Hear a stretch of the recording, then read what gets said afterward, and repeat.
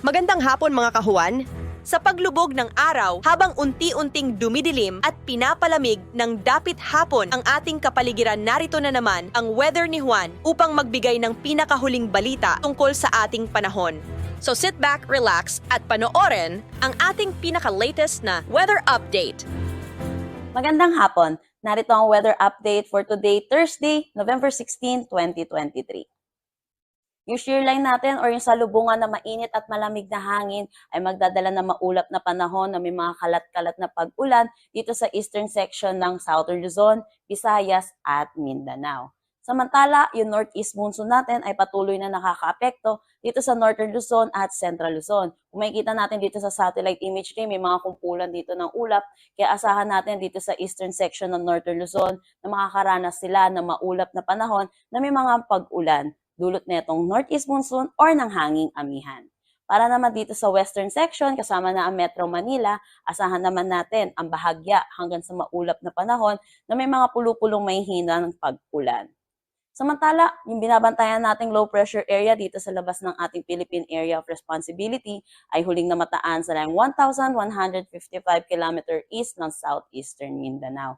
Nananatili naman mababa ang tsansa nito na maging isang ganap na bagyo within the next 48 hours at maaari itong pumasok ng ating Philippine Area of Responsibility mamayang gabi or bukas ng madaling araw.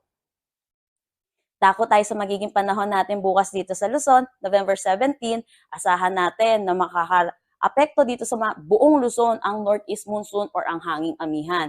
Kaya dito makakaranas tayo ng mga pag-ulan, may hinang pag-ulan.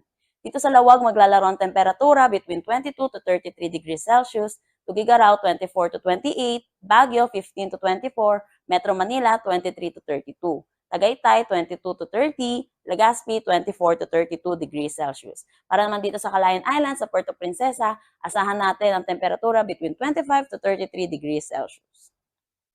Para naman dito sa Visayas at Mindanao, kung makikita natin, makakaranas ng maulap na panahon na may mga kalat-kalat na pag-ulan dito sa eastern section ng Visayas at Mindanao. Dulot ito ng combined effect ng shear line at itong trough na itong papasok nating low pressure area. Samantala dito naman sa nalalabing bahagi, asahan natin ang maaliwalas na panahon pero may mga tsansa pa rin ng localized thunderstorm lalo na sa hapon at sa gabi. Ang temperatura dito sa Iloilo ay maglalaro between 26 to 31 degrees Celsius, Cebu 26 to 29, Tacloban 24 to 29 degrees Celsius. Para dito sa Zamboanga 24 to 33 degrees Celsius, Davao 25 to 31 at Cagayan de Oro 26 to 31 degrees Celsius. May nakataas tayong gale warning dito sa coastal waters ng Ilocos Norte, Batanes, Cagayan kasama na ang Babuyan Islands, Isabela, Aurora, northern coast ng Quezon kasama na ang northern at eastern coast ng Polillo Islands, Camarines Norte, Albay, Sorsogon, northern at eastern coast ng Catanduanes, northern at eastern coast ng Northern Samar, eastern coast ng Eastern Samar, Dinagat Islands at eastern coast ng Surigao del Norte. Kaya pinapaalalahanan natin ang mga ating kababayan at yung mga sasakyang maliliit pandagat, asahan natin ang moderate to rough na kondisyon dito sa eastern section ng Luzon, Visayas at Mindanao. Dako tayo sa magiging panahon natin sa susunod na 3 araw dito sa mga piling syudad sa ating bansa. Dito sa Metro Manila, dulot netong surge netong northeast monsoon or ng hanging amihan.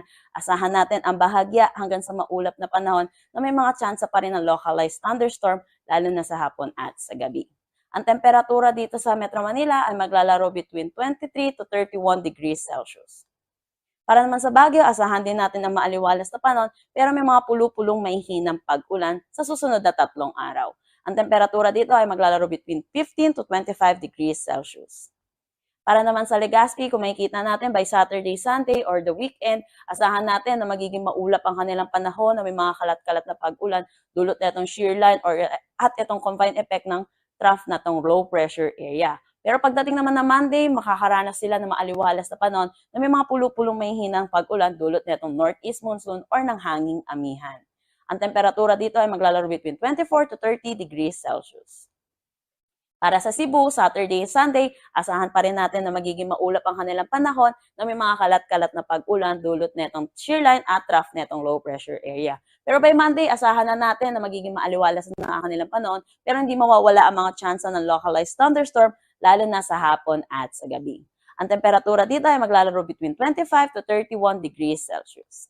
Para sa Davao, throughout the 3 days, asahan natin na magiging maaliwalas ang kanilang panahon dulot sa pag-angat netong shear line at netong pag-angat din ng axis netong shear line at ng low pressure area. Kaya makakaranas ng temperatura sila ng 24 to 33 degrees Celsius. Ang sunset mamaya ay 5:24 p.m.